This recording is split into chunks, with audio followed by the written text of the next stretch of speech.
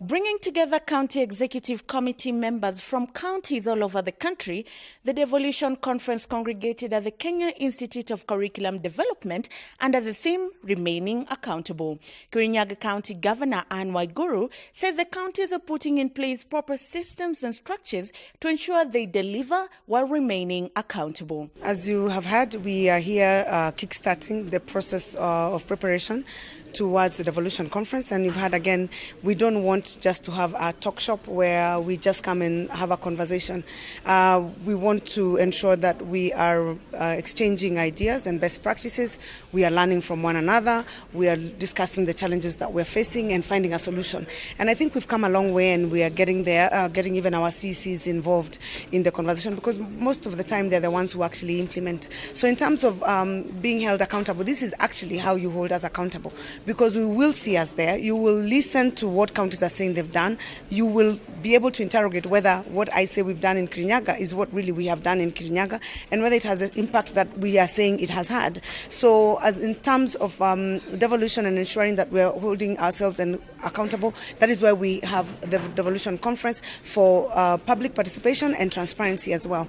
Recognizing those counties that are doing very well in certain areas and the ones that are not, and seeing how we can support one another, because the issue is not about competition. The issue is to ensure that across the country, devolution is working and that every Kenyan is feeling the benefit of devolution.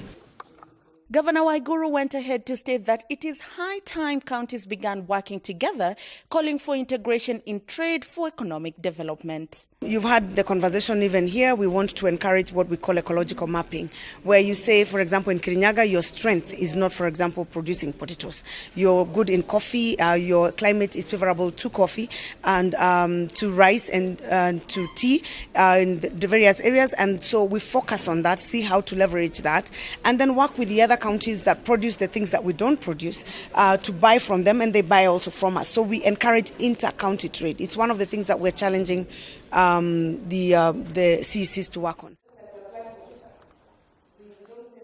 Further to this, with the country mainly focusing on the Big Four agenda, Governor Waiguru said that the counties are striving to create an enabling environment for private investors who play a critical role in the actualization of the agenda. You have had most counties in terms of trade are also talking to private partners. A lot of the trade issues, production will be done by the counties in terms of facilitating an enabling environment. But the actual processing, for example, of textile has to be an investor, a private sector investor, who will actually come and set up in Kirinyaga, for example, and do the cotton processing, because that would not necessarily be done by the counties.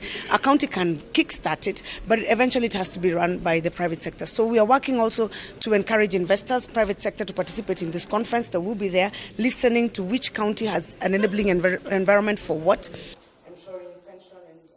With this conference being the precursor of the Devolution Conference set for March next year in Kirinyaga County, Governor Waiguru said the ripple economic effect of hosting the conference will surely trickle down to the neighboring counties. Even when we host, we share.